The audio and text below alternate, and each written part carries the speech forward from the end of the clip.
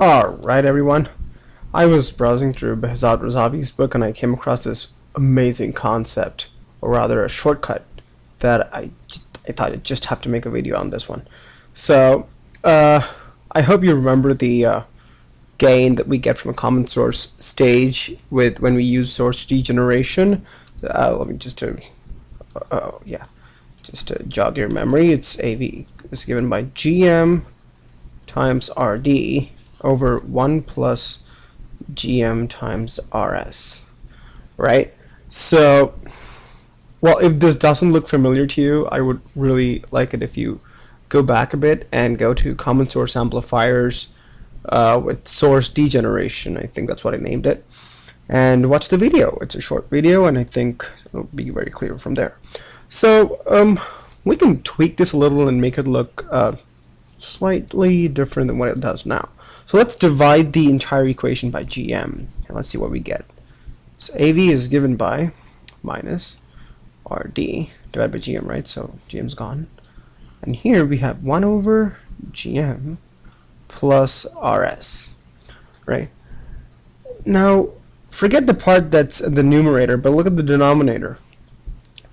GM is effectively 1 over resistance, right?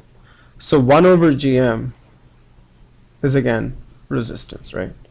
So this is one resistance and this is the other resistance, right? Now if you look at at the bottom part of a common source amplifier with source degeneration, wow, it's a big name.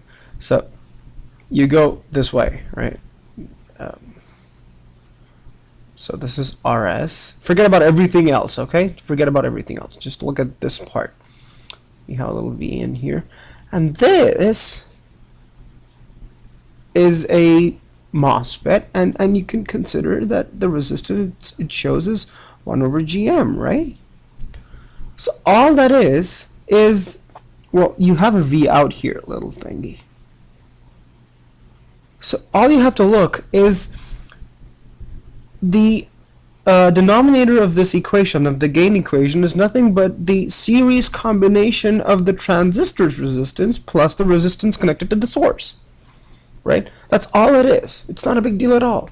Like, for example, it's the resistance connected in the source path. Well, if you're looking like into the source, if you're looking from here, all that is there's a resistance here, and plus there's a resistance here, like in series combination, right? Just add them up. You're good to go. So if you have a transistor that's in saturation, all that you have to consider is 1 over GM, right? So if it's not in saturation, then you'll consider RO, but that's all it is. It's just addition of resistance is offered by those transistors. Now, so how can you actually term this gain equation? All it is, it's the resistance. Oh, let me not write it. Let me just tell it to you. So resistance connected to the drain node. Like for example, this is the drain, right? This part right here. So whatever resistance is up there, all that resistance comes to the numerator, right, of that gain equation. Put a minus sign there. And over the bottom is pretty simple. The resistance in the source path, right? That's all it is. So if we get any circuit now, all we need to do is just look at how much there is to the source connection. I mean, how much resistance is connected to the source. That's the denominator, right? That's all it is. So based on what I've just told you, let's look at a small example, and everything will get really clear. So here is a all right, this is M1 and M2, and this is V out, RD, of course you have a VDD here, and this is V in, this is the input transistor, and here we've grounded this.